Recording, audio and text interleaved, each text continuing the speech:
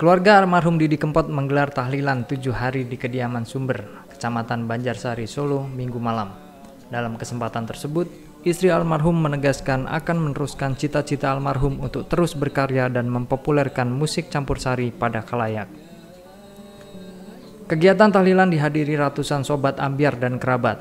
Sebelum mengikuti doa bersama untuk almarhum, tiap peserta menjalani pemeriksaan suhu tubuh. Panitia juga membagikan masker bagi peserta yang tak menggunakan masker. Hadir dai kondang asal Yogyakarta, Gus Miftah. Bagi pimpinan Pondok Pesantren Ora Aji, Sleman, Yogyakarta, sosok almarhum merupakan pribadi sederhana dan bekerja keras. Pria berusia 38 tahun itu pun akan berusaha merealisasikan cita-cita almarhum untuk membuat lagu Islami, berduet bersama Habib Syekh. Selain itu, Gus Miftah mendukung usulan dari Wali Kota Solo yang akan membuatkan patung bagi almarhum. Karena jasa almarhum sangat besar di bidang musik campursari dengan lagu-lagunya yang diterima dari berbagai kalangan. Sementara itu, istri almarhum Didi Kempot, Ian Velia, menyatakan akan meneruskan cita-cita almarhum, termasuk keberlangsungan grup musik pengiringnya. Bahkan konser musik 30 tahun perjalanan Didi Kempot di Stadion Gelora Bung Karno Juli mendatang rencananya tetap akan berlangsung. Adanya usulan atau petisi dari berbagai kalangan untuk membuat monumen Didi Kempot sangat diapresiasi pihak keluarga. Seperti diketahui, penyanyi berjuluk The Godfather of Broken Heart meninggal dunia pada 5 Mei lalu di Rumah Sakit Kasih Ibu. Pelantun lagu-lagu patah hati dengan alunan musik campursari dan berbahasa Jawa tersebut meninggal dunia karena mengalami henti jantung.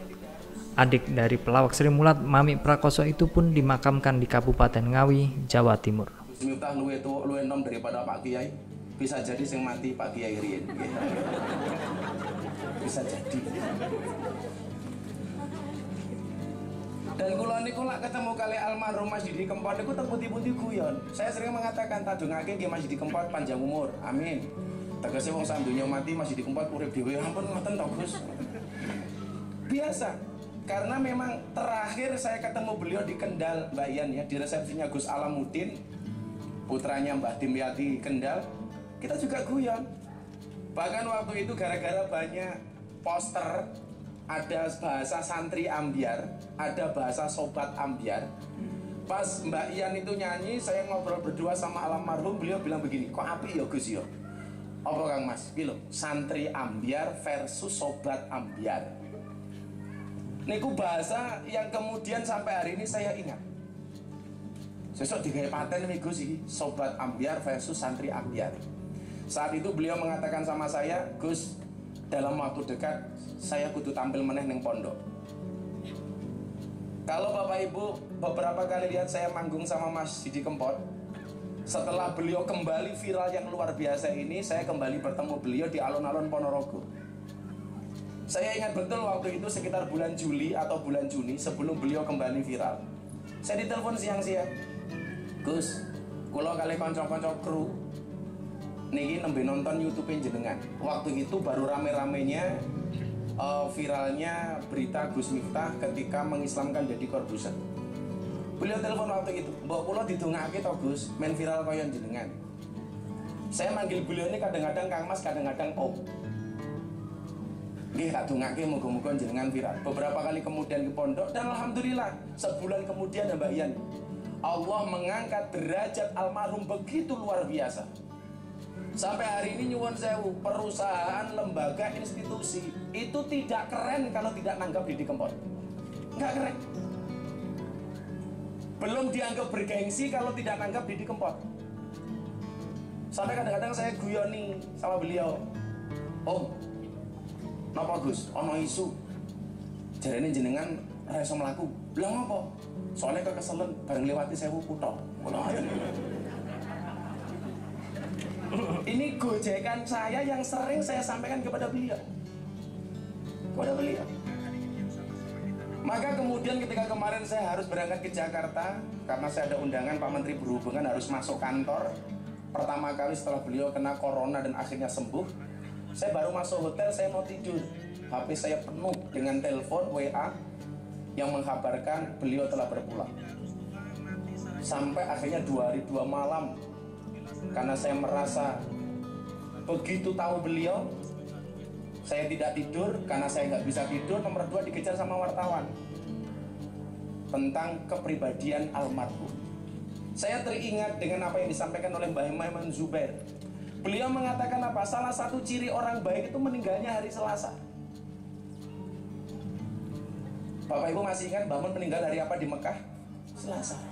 Saking cintanya Mbah Mun dengan hari Selasa, pondoknya Mbah Mun itu diliburkan hari Selasa.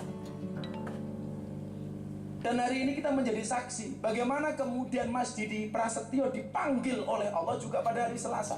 Dan luar biasa di bulan Ramadan. Orang yang sangat humble, dan beliau ini apa ya, kalau kemudian orang bilang hari ini karena kecapean, saya pikir karena beliau itu nggak bisa menolak permintaan orang.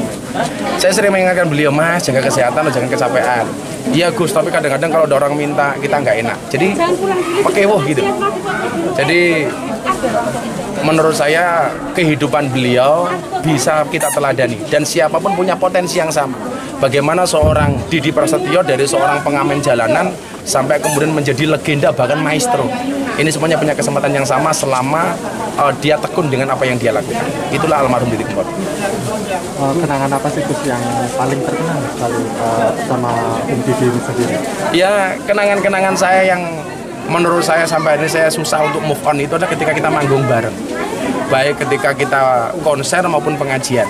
Karena kebetulan akhir-akhir ini sebenarnya banyak permintaan supaya ya Mbak Yan ya, supaya kita bisa manggung bareng dengan almarhum. Dan ketika di panggung kita guyon macam-macam, itu yang menurut saya sampai hari ini saya susah untuk move on dari itu. Bahkan kemarin setelah meninggalnya beliau 2 hari 2 malam saya nggak bisa tidur teringat almarhum. Gus, ada rencana apa Gus dengan Mas Didi sebelumnya? Saya nanti berencana barangkali nanti kita bicarakan dengan keluarga di 100 harinya beliau barangkali. Kita juga pengen mewujudkan salah satu cita-cita beliau. Beliau punya cita-cita pengen menyanyikan lagu Islam dengan tokoh-tokoh Islam, dengan Habib Syekh. Beliau pernah bilang ke saya gitu, kita pengen Gus nanti ada lagu untuk kita nyanyikan bareng. Itu insya Allah akan segera kita wujudkan ya Mbak Yan. Terus terkait pembangunan patung Didi Kempot sendiri di Kota Solo, seperti apa Gus?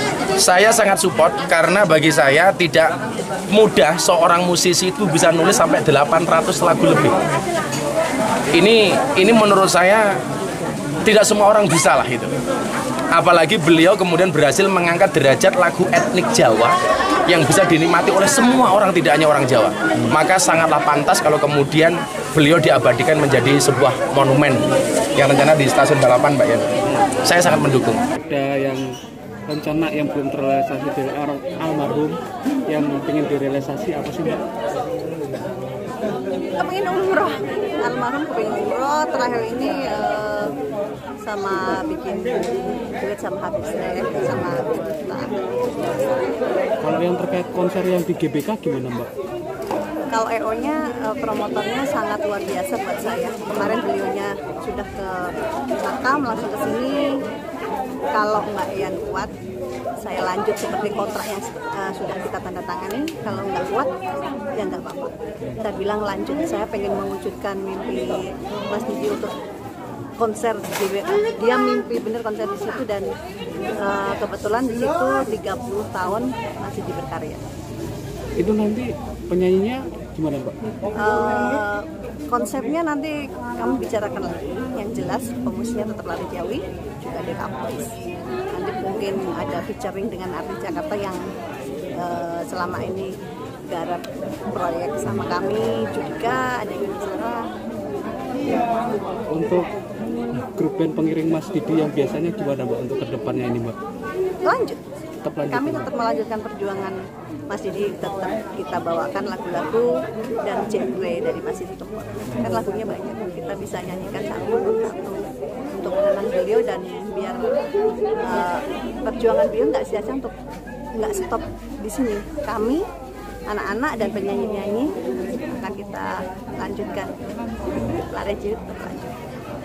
Mbak Yan, Mas Didi ini kan maestro besar di bidang campursari. Sudah ada nggak mungkin dari putranya atau apa yang nantinya diasah untuk mengikuti jejak beliau?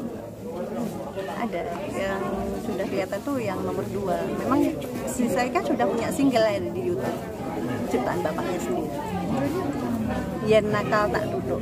Jadi liriknya cuma itu aja, satu lagu Yen nakal tak tutup, gitu aja sih. Dan kemarin sempat memang Mas Didi sangat membanggakan untuk anaknya yang nomor 2 ini karena pinter nyanyi. Kalau kakaknya pinter nyanyi, cuman sudah di Mas mau nyanyi kayak papa, enggak, aku mau jadi pilot, aku mau ngantar adik nanti kalau adiknya jadi penyanyi, mau ngantar. Jadi mempunyai cita-cita sendiri. Kalau Seika, aku pengen masuk TV kayak papa, aku pengen bikin papa bangga. Dan akhir nyanyi, setiap papahnya pulang kerja, papa aku sudah hafal lagu ini. Dia naik meja, dia nyanyi. Bapaknya cuman ini ya saya pintar nanti bisa masuk TV kayak papa. Cuman sering bilang sama sahabatnya, bilang sama kita kalau ini adalah titisan masih di sekolah. Mbak, di Solo kan muncul petisi yang apa? Patung Mas Didi itu, bagaimana tanggapan Mbak Yan?